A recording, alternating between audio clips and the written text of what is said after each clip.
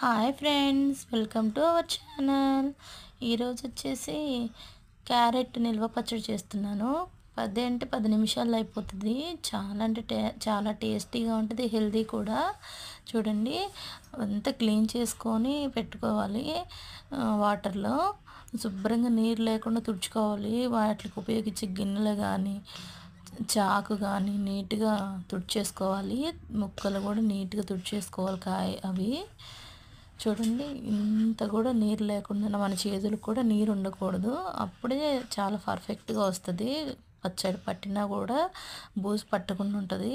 6 months వరకు నిల్వ ఉంటుంది చక్కగా, బూజు పట్టకుండా. చూడండి, అలా తుడిచేసుకోవాలి. ముక్కలు కోసిన తర్వాత కూడా చాలా బాగుంటుందండి.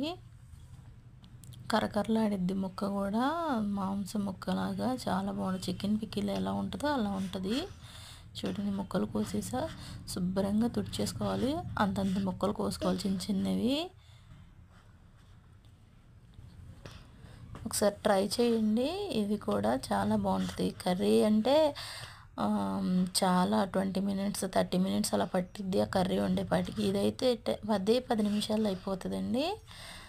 చాలా బాగుంటుంది, టేస్ట్ కూడా చాలా బాగుంటుంది. చూడండి, అలా ఆరపెట్టేసుకున్న ఒక 10 minutes. నేను ఆరపెట్టుకున్న తర్వాత రెడీ చేయడం అయితే 10 minutes పట్టేసిద్దండి. ముక్కలు కోసిన తర్వాత అయితే. చూడండి, ఉప్పు, కారం, పసుపు 1 tablespoon వేసుకోవాలి. అల్లం వెల్లుల్లి పేస్టు అవన్నీ వేసుకొని కలిపేసుకోవాలి. ఆయిల్, పోపు వేసేసుకుంటున్నాను.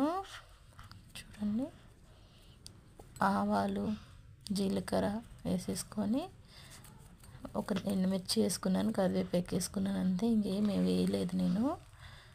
ఇంకా అది చల్లారిపోయిన తర్వాత కలిపేసేయడమే చట్నీలో. నిమ్మరసం కూడా యాడ్ చేశానండి, సిఫ్ట్ అయ్యింది. చూడండి ఎంత